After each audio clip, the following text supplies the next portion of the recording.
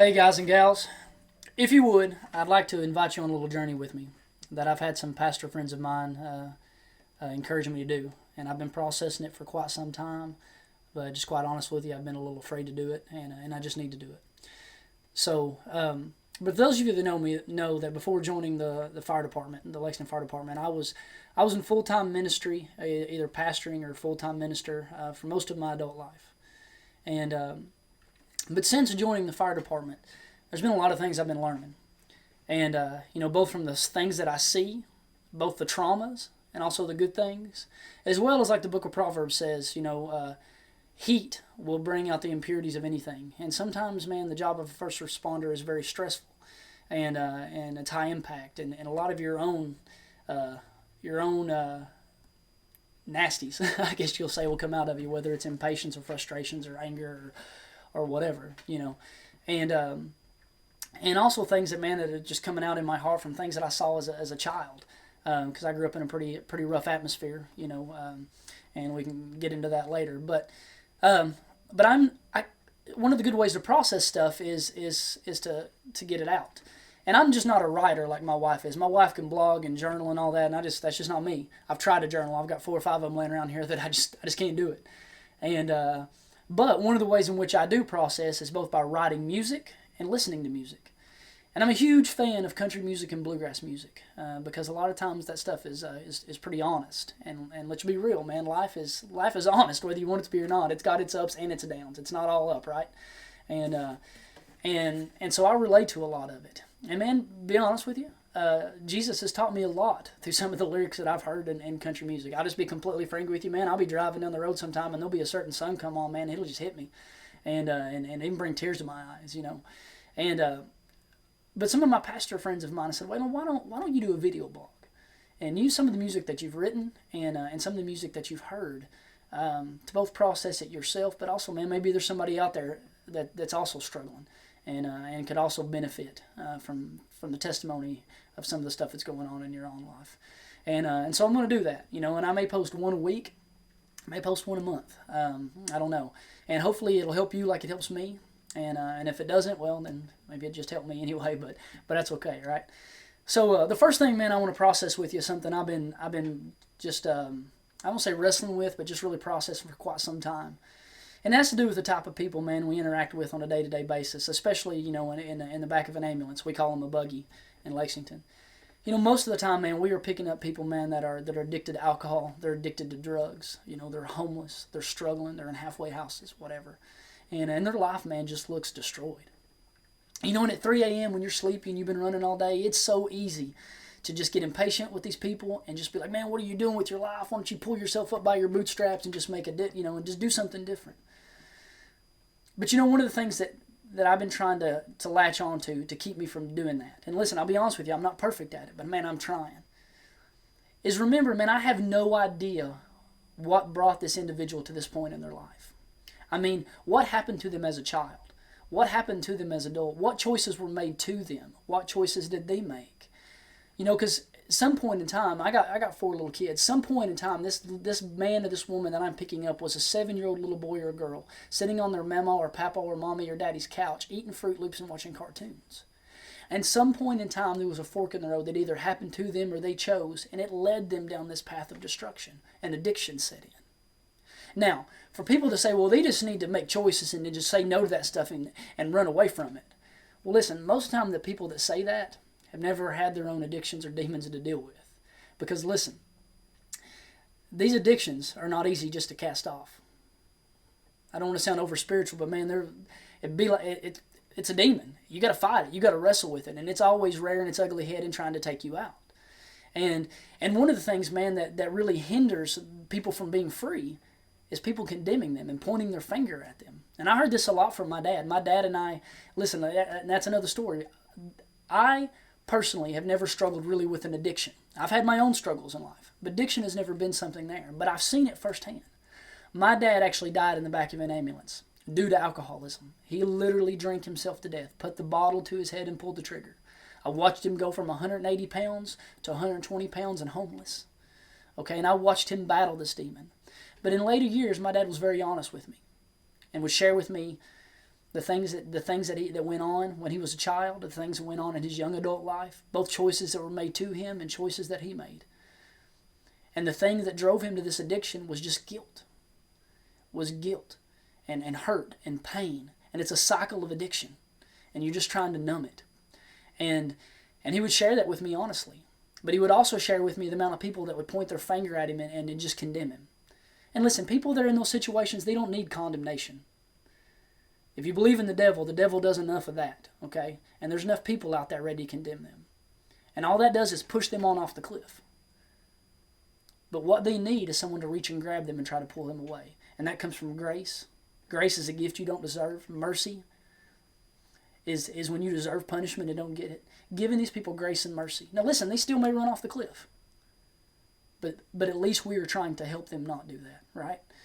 And that's my desire, man, is when I look around me, not just on the ambulance, but just in life and seeing people, man, is giving them grace and mercy. Because Lord knows, listen, I need grace and mercy. Because I struggle all the time, fall flat on my face, you know. And like I said, I struggle. My struggle just looks different than your struggle, right?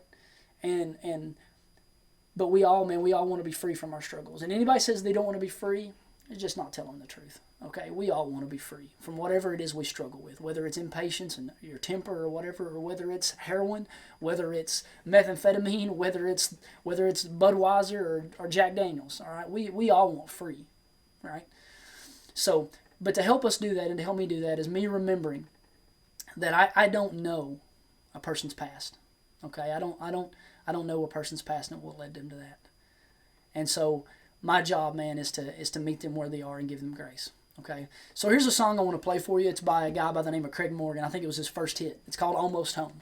And the first time I heard this song, it reminded me of my own dad.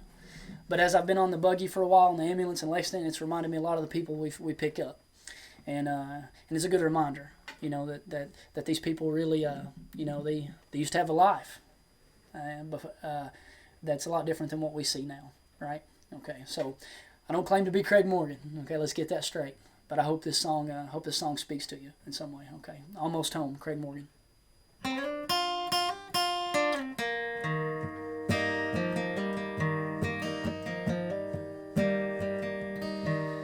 had plastic bags wrapped around his shoes, and he was covered with the evening news. Had a pair of old socks on his hands.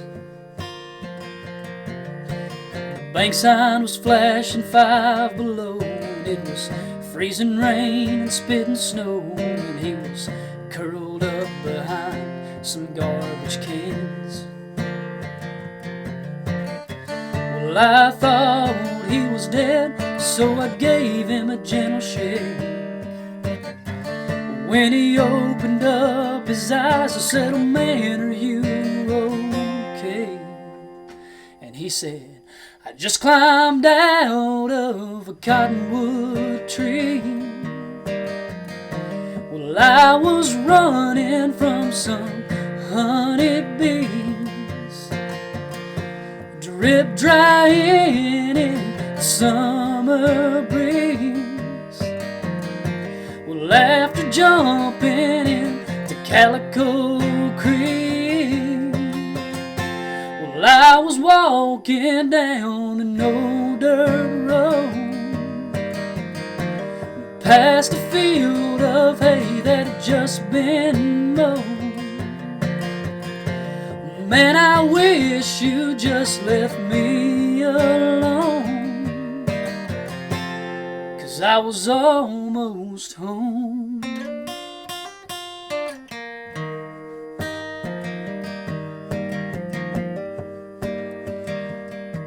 He said, "I was just coming round the barn about the time you grabbed my arm, and I heard Mama say, 'Son, hurry up.' It's close enough with my own nose to smell fresh cobbler on the stove, and Daddy bringing around his pickup truck. Cane poles on the tailgate, bobbers blowing in the wind. Since July of '55, that's as close as I've been. Well, I just climbed out of a cottonwood tree. Well, I was running from some honeybees, drip drying in the summer breeze.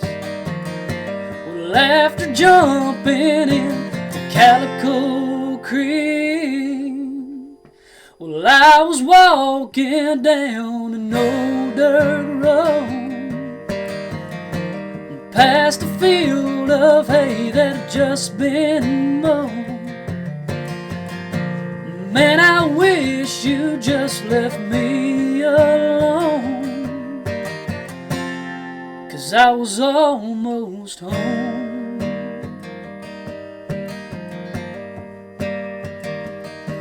I said, man, you're gonna freeze to death, let me drive you to the mission.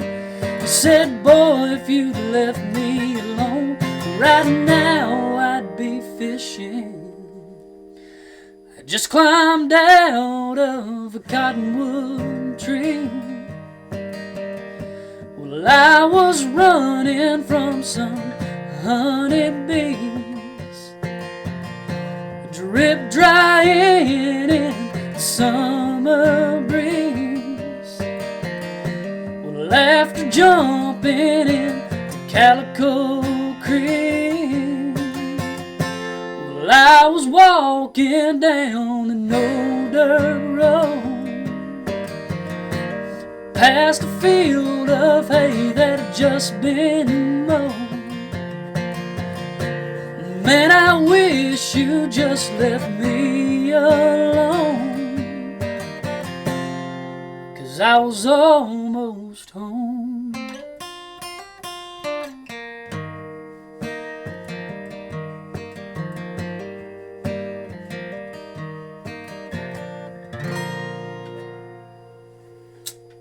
Give him grace, man.